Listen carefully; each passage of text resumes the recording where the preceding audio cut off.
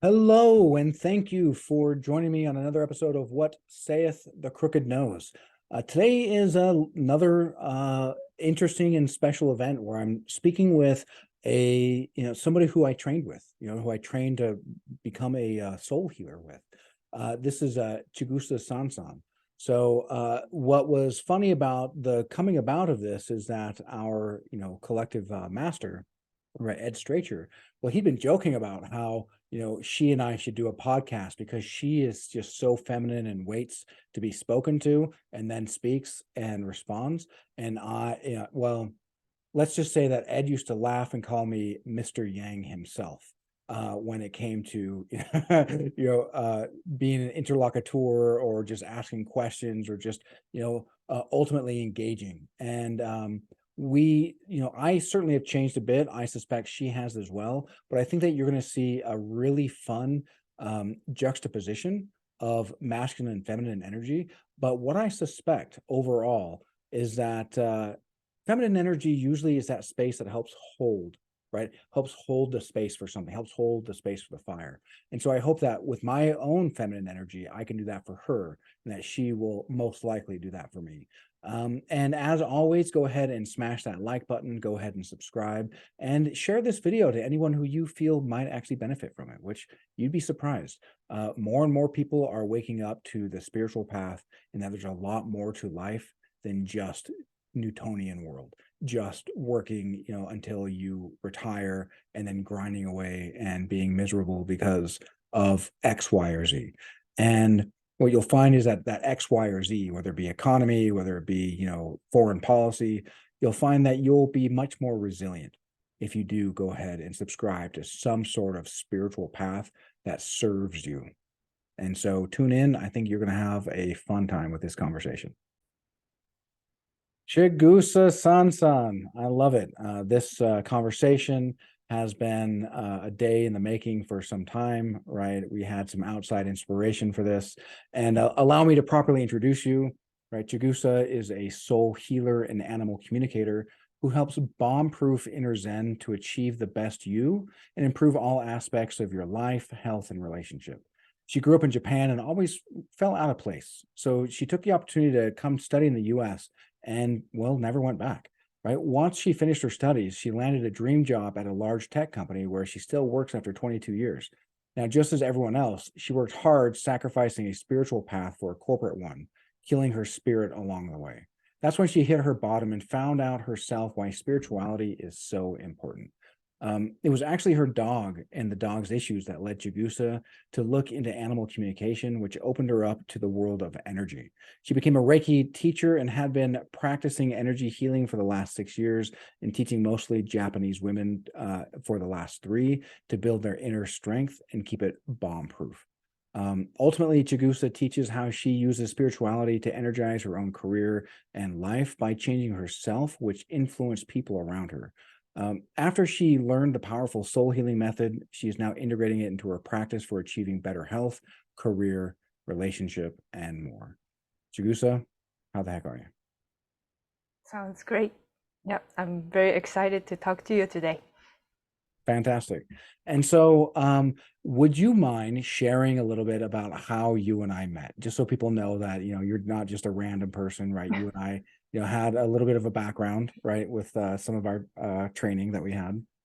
Yeah, so the training that I mentioned, you mentioned at the tail end of the intro, is the healing protege with Ed Stracher, and that's where we met. And we were opposite end of the spectrum in terms of the openness. So you are the extrovert, and now I'm the introvert side. And we kind of, yep, we took the same class, and then we grew together spiritually. For sure. Yeah. And if I recall correctly, Ed had mentioned a few times that he would be terrified of playing against you in a game of poker. I remember that. Yeah.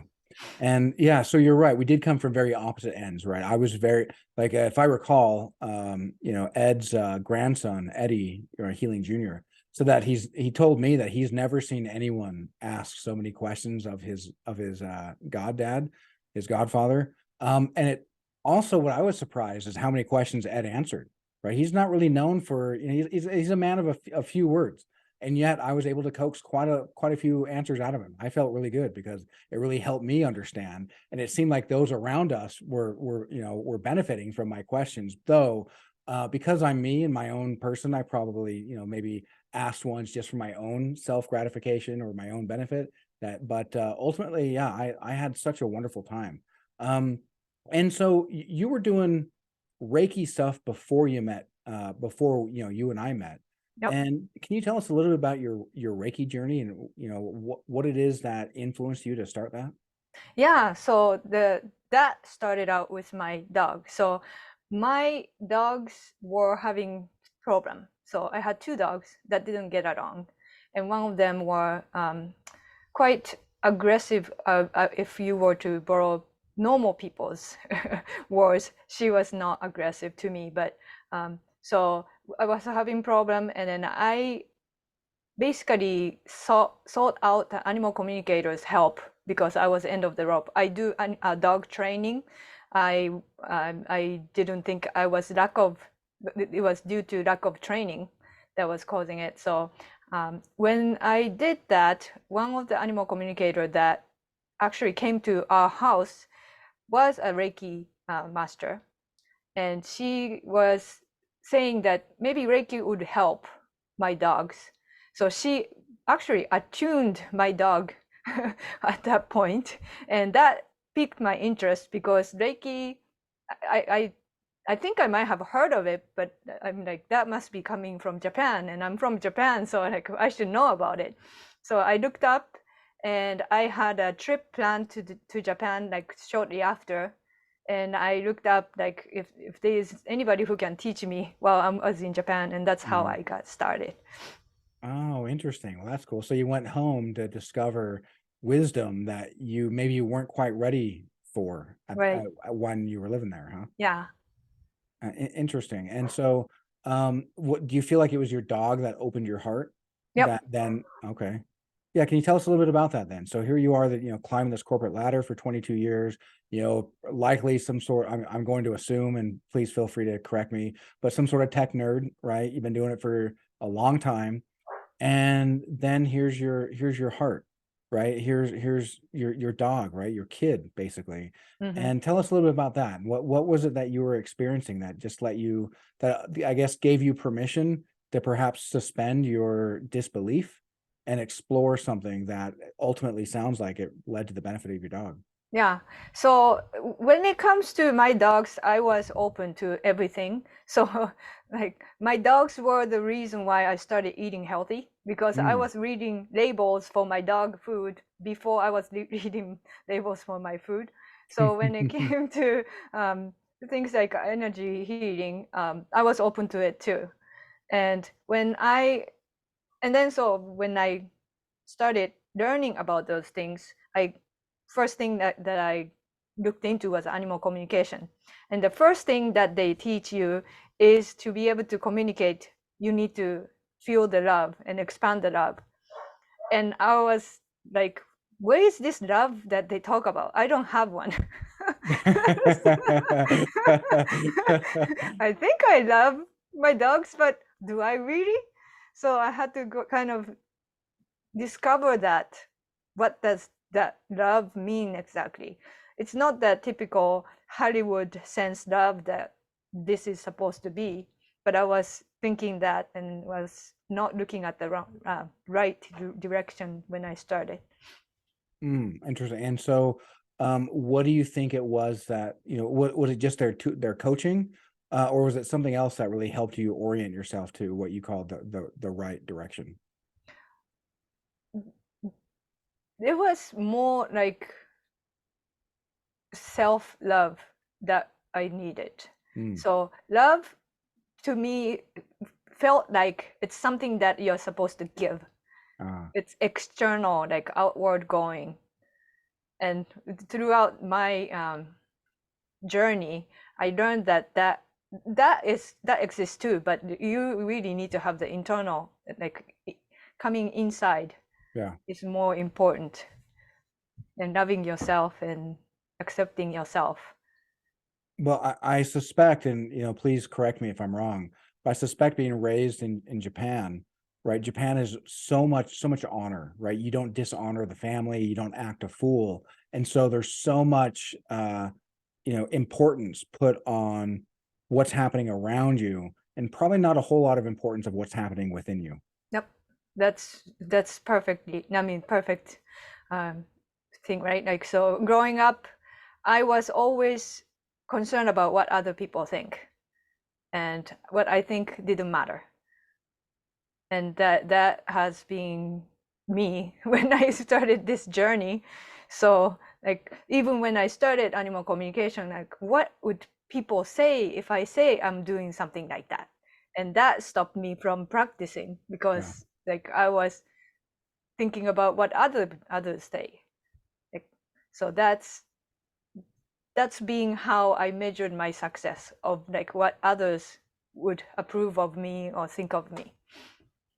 And so I'm curious, do you think that your ability to find that self-love and maybe start letting go of what others think of you may have actually been helped by your time here in the US? Where here in the US, where, even if people don't believe it, right, there's so many people who fall into that same trap of caring what other people, worrying about what other people think of them, but they act as if they don't. They at least say that they don't, which is something probably far different than it is in Japan. Do you think that may have aided you, and perhaps that was why you're supposed to come here and then go back to Japan to find it? Yeah, I think so. I think there's a reason why I ended up here. Because if I was in Japan, I don't think I would have found that sort of freedom to be myself than I was able to. Although I would say, even when I'm here, I don't think I discovered my freedom until when I started doing the spirituality. Mm-hmm. I was more free than in Japan, but I was still imprisoned inside my own value system and people's eyes and all that stuff. Yeah. But I would say it really it helped me not be too controlled if I were still in Japan. That's so interesting. And so, this person who attuned your dog, did they heal your dog, or did you have to figure out how to and then healed your dog? How did Yeah, that work so out? that's the hard part, right? Like, a healing journey is really on you, even when your healing journey involves your own dogs, because they're connected to you. Mm, So their problem were my problem. So it did help, but that didn't completely solve the problem. I had to deal with that. So are Yeah. you saying that your soul connection to your dogs was actually affecting your dog's health? Mm-hmm. Interesting. Yeah, it So, wasn't the health that she was helping, right? It was the relationship. yeah, And the relationship is like, I need to be okay, I like see. making sure that that relationship at home Yeah. is the right one. And I wasn't setting that energy up for the two, Yeah, okay, so you healed the spirit of the relationship. right? Okay. Yeah, I like that. So I do have to ask you, I'm curious, how long had you been into this spiritual path and like Reiki healing before you met Ed? Um, I believe that's 6 years or Okay. so, Okay. 6 or 7 years. So did when he was talking and just sharing like the stuff that he's saying, for you, were you just like, okay, yeah, this totally makes sense. Yeah, I'd really like to be a part of this. Yeah, yeah. So, but the reason why I sought out Ed was because when I was doing Reiki, um, I felt I wasn't powerful enough. And the other thing is, I was definitely getting somebody else's energy. I could Yeah. feel that after sessions and things like that. And I was subconsciously, I was not very um, um, comfortable seeking out people who clients, because I'm like, what if this person is the one that breaks me, right? Because I'm consistently being impacted. So Hmm. that's part of the reason why I sought out Ed because he was, I could feel his energy, and he was very like no nonsense kind of guy. And so it's so different from my own experience because I first met Ed, and there was a webinar, right, with my mentor, Peter Sage was putting it on, and he said, hey, here's this webinar of this guy who's going to teach you about speed reading. I was like, hell yeah, I could certainly benefit from some speed reading.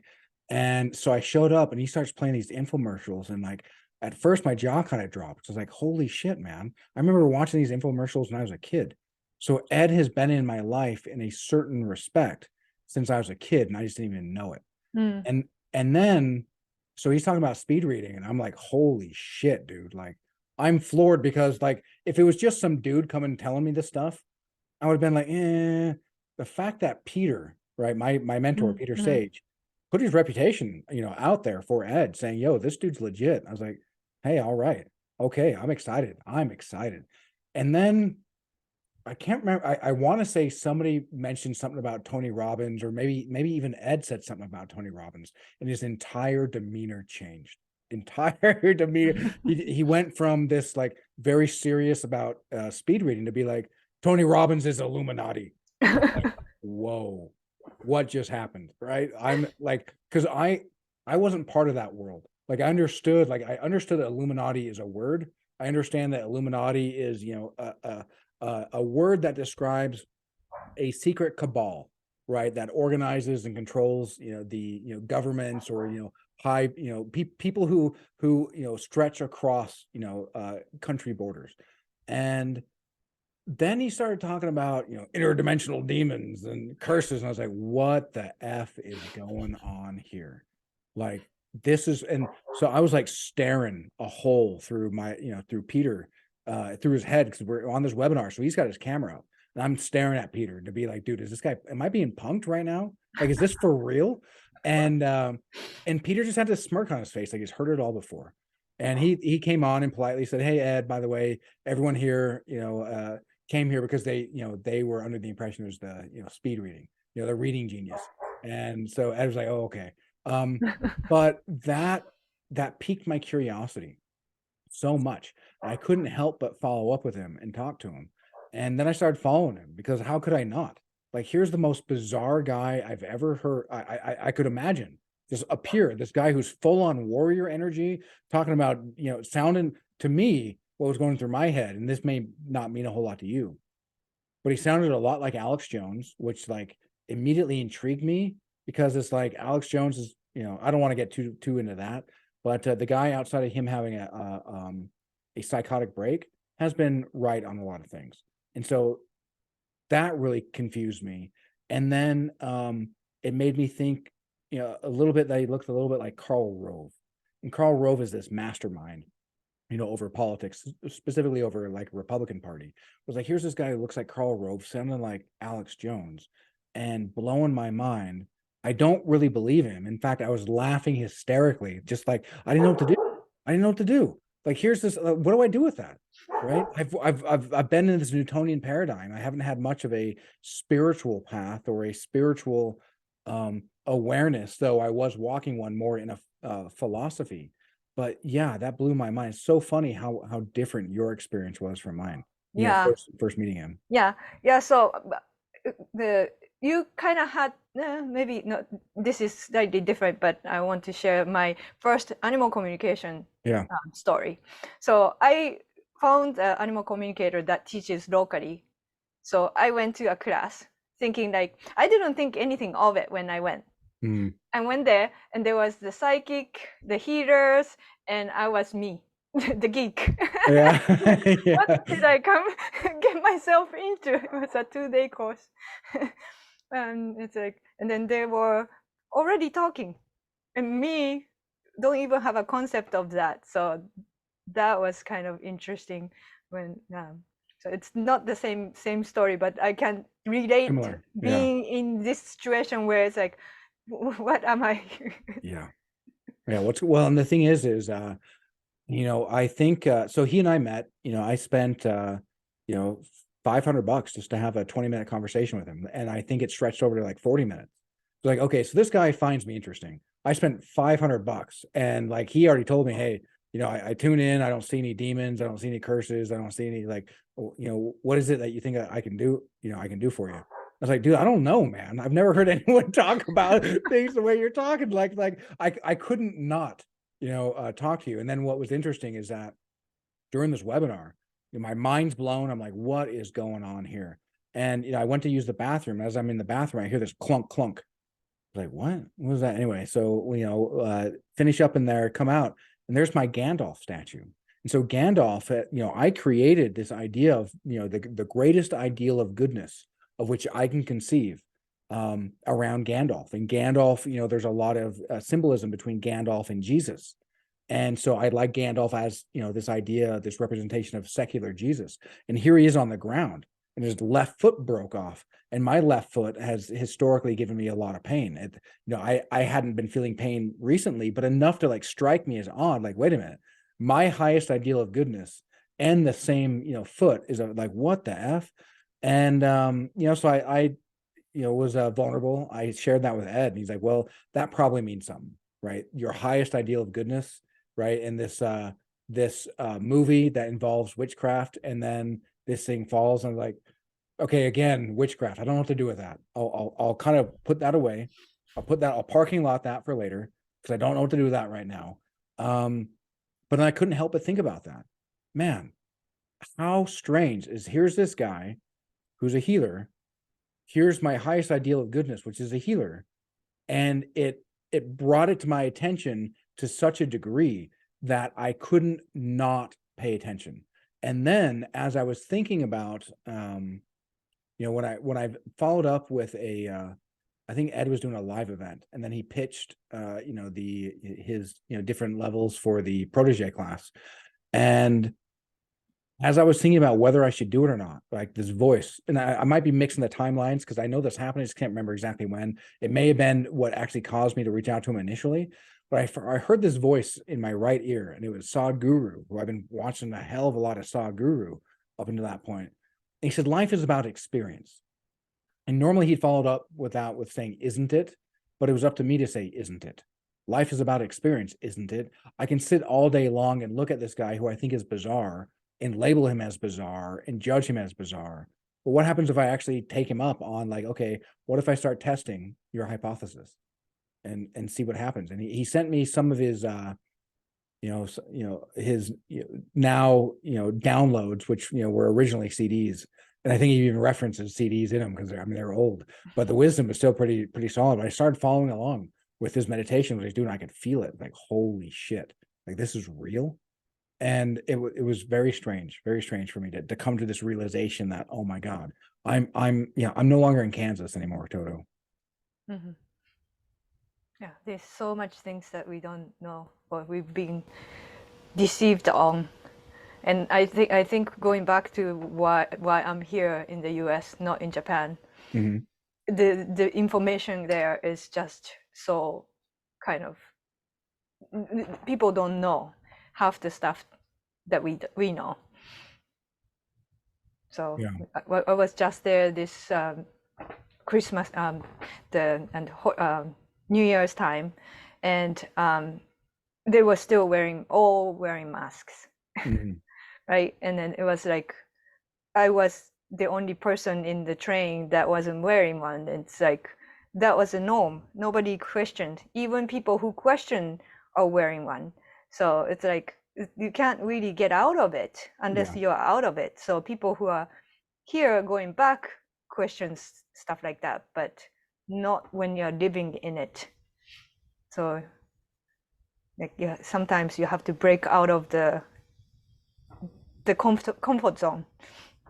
Yeah. How do you know you're in the matrix when you're in the matrix?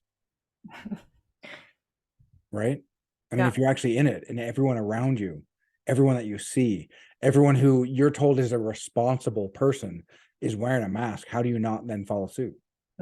Which is exactly what is expected and exactly why it was done that way. Yeah, it's so interesting to see. So I worked for the University of Utah Hospital, and hospitals were the last businesses to drop masks. I mean, even when here in Utah, when we had the mask, when we dropped the mask mandate and you no longer have to wear a mask, and for months and months and months, still everyone at the hospital was still wearing masks. It's like, you know what? This is supposed to be a paragon of scientific knowledge and understanding, and these guys, these are the very people who would be snickering at Babylonian, morons when they're talking about the Bible, and here they are just being told what to do. And like, oh, look at these guys, look at these religious guys. I don't like religions because they just do what they're told. And here they are just doing what they're told. And it's fascinating. Yeah. I try not to judge, but it's quite fascinating to see that thought virus infect so many people. Yeah. Speaking of religion, the way that I think about is I always seek out opposing, like, opinions that I don't understand or I don't agree with. And it's kind of funny you mentioned religion, because growing up in Japan, Japan is very, like, religion is sort of like ingrained in our culture, but Christianity is like a religion, a separate thing. So unless you're a Christian, you don't really practice, like, or go to church or whatever. But for some reason, I was drawn to it. So I grew up with the neighbor, like, kind of church group, like, learning about Bible and things like that. And I think that it's, but I didn't, like, belong in any of those things, but it intrigued me to learn about things that is not norm from me. Yeah. Right. And then kind of that is how I operate. So like when Ed, like, while some of the things that Ed said I agree with, or like I resonate with, there are some things that you said, or like some things that I'm still not 100% understanding. But that doesn't mean that's not true. Yeah. It's just different viewpoints or things that I might not have learned yet. So I'm very open to, like, learning opposing opinions, and that's how I personally learn. Well, I mean, that's such a wonderful way to approach the world, right? To seek out opposing views, maybe in a vein of being suspicious of your own sense of knowing, right? I know this is truth. Well, what if I was suspicious of that? And then I started investigating what other people thought, and then weighed that against what I think, and then see which one actually feels better for me. Yeah. And it might be somewhere in between too. Good point. Right. And so that could be it too, is that that's these, where you're starting and where you're looking might be two extremes. And what you want might be somewhere in the middle, or you might be looking at a middle and an extreme, and then you realize you're on the very other extreme.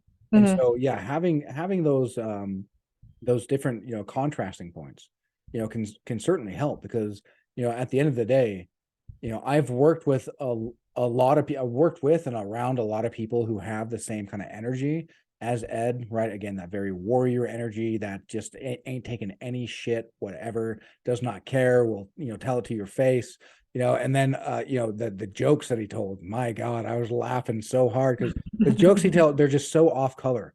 And it was so refreshing. It was so refreshing. But I've been around people who also could do the same thing, but ultimately you can feel with somebody like him that it comes from a place of love, right? Even if he sounds angry, it's still coming from a place of love, because he's angry that you're being an idiot, right? Angry that you're acting like a moron and you're not just doing what you know to do. Yeah. Sometimes, like, saying something that hurts you is love. Yeah. And not saying it is like it is gonna hurt you. It's passive aggressive. Yeah. Well, I mean, what if somebody says, to me, hey honey, does this dress make me look fat? Well, I could say, yo, damn, ugh. Or I could be like, well, what if there's this other dress? Or I could say, what, a whole host of things. But ultimately, you're right. If I just go along and don't say anything, they might walk out looking fat, get these pictures taken of them, and then they look at me like, mother effer, you said I didn't look fat, right? And then here's this big old roll sticking out or something.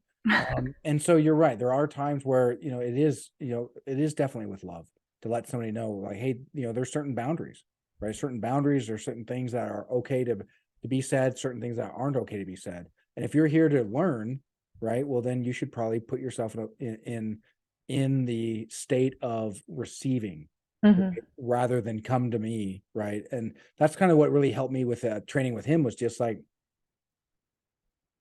I don't know shit about shit when it comes to this spirituality. And so I had nothing to wait against.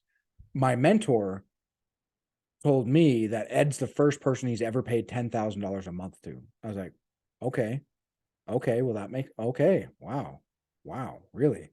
Okay, so if I don't know shit about shit, and my mentor, who I came to him because, the highest of my abilities got me to where I was, and so I needed somebody who was where I wanted to be to help me get to where I wanted to be. And now that I realize I want to work with him, it's like, okay, well, all right, well, I'm here for him to be a mentor to me. So how about I be the mentee? And how about I just learn, right? And I just learn what it is he has to say.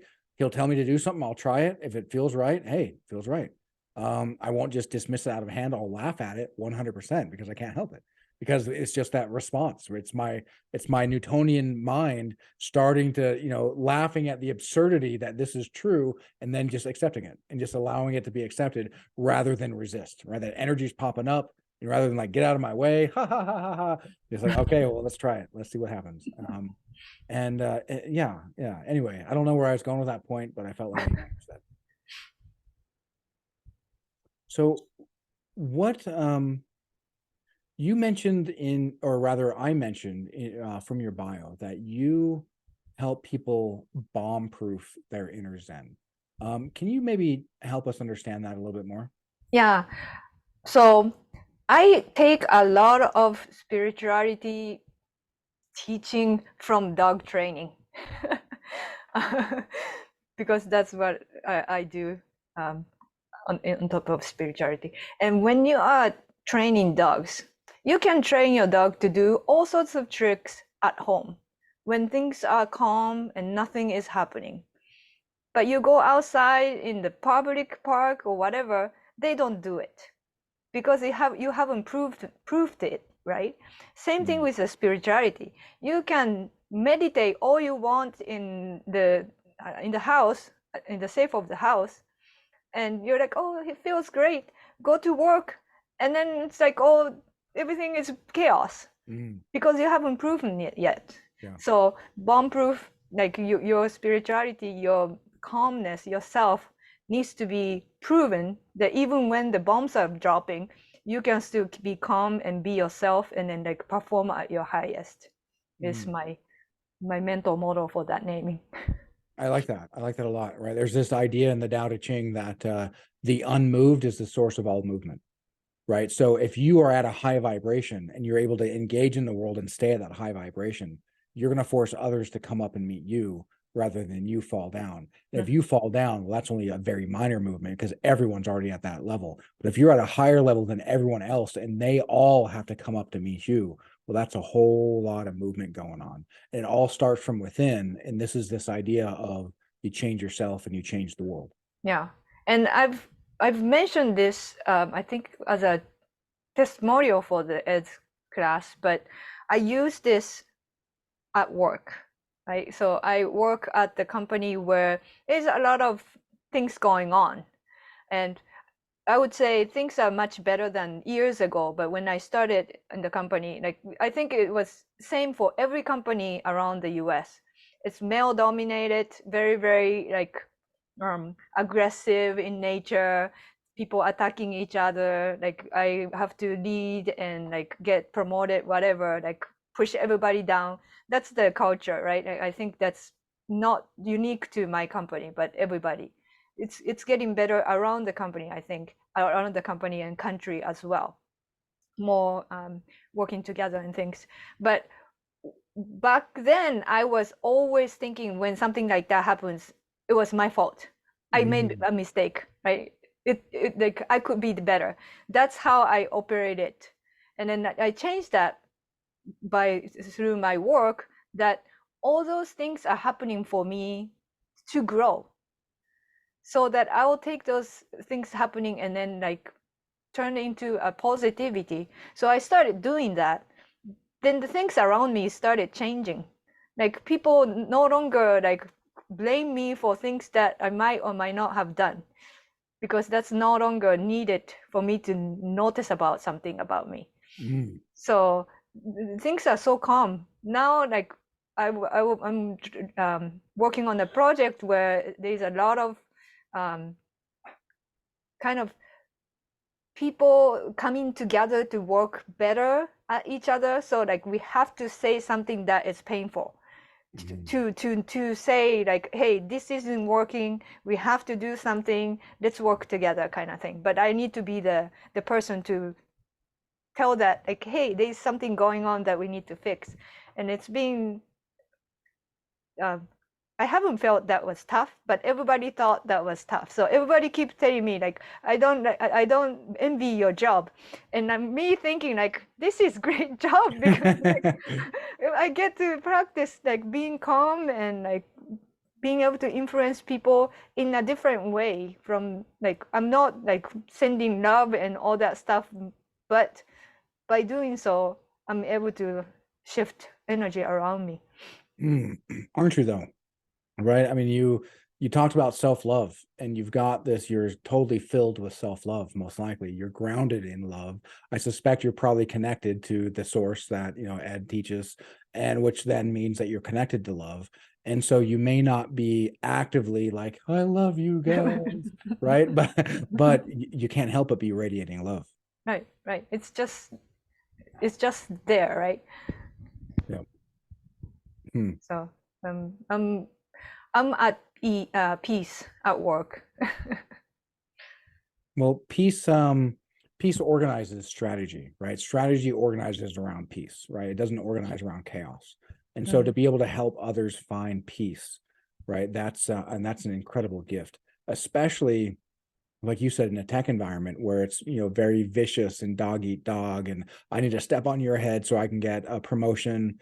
And because I've been stepped on, I see how it is to get ahead. And, here you are now in an elevated position where others are like, damn, man, look at Chigusa, man, that's a tough job. And you're like, shit, man, that's actually pretty cool. I like this. Right? It's a lot of fun. And so, you're really helping everyone by showing a different way. But most of all, it sounds like you're really helping yourself too. Yeah. Because so when I started spirituality, even though I just started, I was like, maybe this is it. I quit my job and start doing this full time. Like that's what I think everybody goes through, right, in their mind. Yep. And I purposely stayed with my job because like it's helping me spiritually. Otherwise, I don't get those to practice. Yeah. So that's the thing about like my Bombproof. It's like it's proven in the real life situation. I guinea pig myself. Yeah. Like, did this work? Did this not work? How can I do better? So, and that's how I want to help people realize that like they can make their life better. All it takes is you. It doesn't matter what other people do. Well, and it seems that major corporations are much more in tune with the idea of the necessary complementary soft skills of a team. And for so long, like, we don't give a shit about soft skills, right? We only care about hard skills, because hard skills are measurable, soft skills aren't. But now people are realizing you can have somebody who's amazing at everything on the job description, but they're a turd to work with, and it just breaks everything.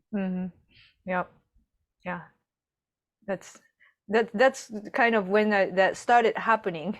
I was like, oh, I already have that. I guess I'll work on something else. No, just kidding. That's great. Well, and it's interesting that it seems that your spiritual path kind of led you to a place where you fell into a role where you're leaning on your strengths. Yeah. As if there is a higher mind, organizing events for you, huh? Yeah, but like I've been always helped by the universe. Like even though I'm not consciously doing, other people helped me. So for example, you were saying like building on my strength. I had a conversation with my skip level manager, and I was telling him how I'm not like a typical person in this organization. Like I do things that other people don't do. So if I'm measured against what other people do, I'm not doing well. And he's like, I didn't hire you to do their job. You have your unique strengths that others don't have. And that's when the light bulb went off. And then like, oh, I need to work on that strength more rather than focus on the weakness, because everybody can help me with that weakness. That's how I operate now. I can work on my strength, and then when I'm weak at, I can just bring the people who has strengths there. Then they can shine at that like place. I don't need to shine there because I'm weak there. I admit that freely. Well, and that's such that's such feminine energy, right? To allow for the vacuum to then bring to it, what's needed in that time. And yeah, I like that. I like that a whole lot. And I can that's one thing that I certainly noticed when you and I first met, is just how the utter difference of like almost pure feminine and then pure masculine, and not necessarily like I'm like this machismo guy, but like I'm just the total extrovert that's out there. Hey, look at me. Hey, I'm doing stuff. Hey, over here. Right. Hey, I got all these questions. And you were very calm and serene, very straight faced, and yeah, terrifying Ed, right, when it comes to poker. Well, I'm curious if people wanted to, I don't know, if they wanted to work with you, they wanted to figure out, hey, what is it that Chigusa has, and how can she help me with my inner Zen and make it? Because I have a lot of bombs that go off in my world, right? How would people be able to reach you? So if they are watching this video, I would imagine that there's a Facebook link they can message me. Okay, perfect. Do you have a website or anything, or would it be best on Facebook? I am working on my website. Perfect. I'm going through the processes of making sure my messages are tight, so that like people can get it in a short sentence. And I haven't achieved that yet. Well, it'll be a little bit of time before this airs. So if you want to tell us the website, you'll probably have plenty of time before this airs, and you can actually zip that up. That way people can make sure that they can find you directly and just see, especially if you have any resources. I don't know if you have any gifts for people, any free gifts where people can like download and then kind of get to know you a little bit. Your website's usually a good source for that. I'd love to point people that way. Okay. Can I give it to you as a link to put it into the— Yes. Yep. I'll put it in the description. So for those watching, go ahead and look into the description so you can go ahead and reach out to Chigusa. Yeah, just like everyone, right? We all have to start somewhere. We all have to, proof something, and get it up and running. And so that's the state of her website. And so if you do want to reach out to her, you want to be able to find how you can work in any sort of like a corporate environment, or maybe something that's as hectic or frenetic as a corporate environment, but not even a corporate environment, right? Reach out to her and see how you can, find that connectedness. And then again, this idea of the source of all movement, or the unmoved is the source of all movement, right? And to be that person who's unmoved, and to have people then collate around you, and then you're raising everybody up to your level rather than dropping to their level. And you can find yourself in a place where the universe releases like, you know what, that's my girl, or you know what, that's my guy. And it sounds like you're in a pretty good place because of that. Yeah. And then this also helps with my relationship with my dog. So like circle, right? Dogs want leaders. It's not about like alpha leaders, but they want to be able to rely on you energetically as well. They are very sensitive. So when your energy is strong and they can feel that they are being supported, they feel much calmer. They don't need to attack because you got it. Right. Yeah, I like that. Well, and then same thing with people. Right? People, are also very sensitive. They just don't know it. And often, other people's energy sets us off and we just don't know it. Right. And it's not until we start to understand what's going on that we can then start to affect our and hold firm and be grounded in our own energy. Yeah. To that note, I have recently experienced. So be careful when somebody's trying to be nice, right?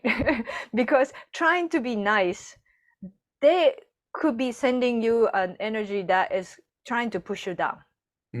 I felt that coming from somebody who I think he was genuinely like trying to be nice, but I could feel that by doing that, he was trying to make me small. And I had to fight that energy off. So is that something that you show others how to do, how to protect their energy? Yeah. Nice. Yeah. That's certainly a valuable thing. And I recently worked with another healer, and she was telling me about how she heals others, is master Reiki healer, and does and so she had impacted vertebrae, like 5 lumbar vertebrae that were impacted, that then caused her back to be all weird and tight, and then she complained that her right leg was super painful and tight, and then her knee hurt. Like, okay, well, that makes sense, right? Because muscles wrap around. So right, this is likely all connected. And I asked her, well, you're a healer, why don't you think you know how to heal? Or why don't you think you can heal yourself? And she was just like, yo, I don't know. And there's been a couple of times, I don't do it a lot, but there's been a couple of times where I've told people, like, look, after training with Ed, right? And Ed is somebody that you gotta, you first kind of have to meet him to understand like what we're really talking about. But he tuned in. This guy's no nonsense at all. And tuned in to ask who has the ability to do the things that we know how to do. And there were less than 100 in the world. And I don't know how to handle that, right? When you talk about who can break through the frequency fence, right? I don't know how to handle that. I don't know how to process that I have this ability that less than 100 people in the world have, right? Not because I'm amazing, not because I'm special, but because I was willing to suspend my own disbelief, because life is about experience, isn't it? Life isn't about just sticking in your head, because for so long, I was I was thinking, here I am, this responsible adult, I'm so smart, I weigh all this evidence against what I think, and if I think it's stupid, then I'll just dismiss it, just like I'm a freaking toddler with my arms folded going, no, I don't like it, right? And then the world around me is like, well, how do you know you don't like it? Like, I just know. I haven't tried it, but I just know. And right? I mean, how often have you fallen in that trap before you started that the spiritual path? Yeah. And that's why I always question if I'm wrong in that conversation. and sometimes I say like I'm not wrong, but but that opens up curiosity to find out like what they mean, and then you can still end up not agreeing with that, but that doesn't mean that person believes in it. So I respect that fact. That the truth is in their mind. I like that. And so do you maybe have any final words of wisdom for people who, you're right, they've got a lot of chaos going on, they don't really know where to start, everyone around them is pulling them one way or the other, they like the idea of being energetically grounded in anything other than chaos is just completely foreign? Do you have maybe some words of wisdom of like where they could start? I would say start with a good morning ritual. So chaotic people, I would bet many of them wake up just like rush. Oh, I don't want to go to work, or I have to drink coffee to wake up, etc. Before even go there, when your eyes open, just say today was a great day, right? And then pretend like it already happened. It was a great day. And if you have a important meeting or important conversation, those meeting went great, conversation went great, and just feel calm and feel that calmness before you start going to the chaos. And I can guarantee you that changes your world. Yeah, you start to visualize and feel as if it already happened. And it may not be that you walk in and you expected to bunt, and you're going to walk in grand slam, right? Whatever sort of meeting, but you might find that you're hitting a solid base hit, right? Getting on first or getting on second, and be like, holy crap, I thought I was just going to barely, by the skin of my teeth, make it by, but I'm on a good footing here. I love that. Yeah, because people start out with already losing, right? So you need to start out at least with the winning mind, and then things can happen, but like you shouldn't start the day with the losing mind already. Yeah, that's powerful. I like that. Yeah, well, and Bruce Lee, right, talked about be careful how you talk to yourself because your body can't help but listen. And if it's more than your body, it's well, your mind is your body as well, right? Most people think of their mind as separate from their body, but it's also your energy, right? Whatever you're speaking into your energy is what's going to manifest. And if you're speaking a bunch of bullshit, oh man, I suck. Oh man, this is gonna be terrible. Oh man, I'm dreading going into work. Well, I mean, what is your energy then going to reach out and attract? What sort of vacuum are you creating to be filled with that energy? Yep. That's power. Hey, Chigusa, this has been a lot of fun. I've really enjoyed this conversation. Yeah. I love the idea of bomb proofing. I love that you tried it yourself. Your background is so much more unique, than mine. Well, I guess I don't know how unique mine is, but it's so much Everybody is different. unique. Yeah, everyone is unique. It's so much different, right? So much different than mine. I love kind of the unique connection that we have, and part of the same soul family, right? Yeah. Yeah, this has been incredible. I really appreciate your time, sharing your wisdom with us, and may love and truth always guide your path. Thank you for inviting me. This was very, very fun. Oh, my pleasure. My pleasure. We'll have to have you back sometime. Yeah, let's do that again. Awesome. I love it. Bye. Bye.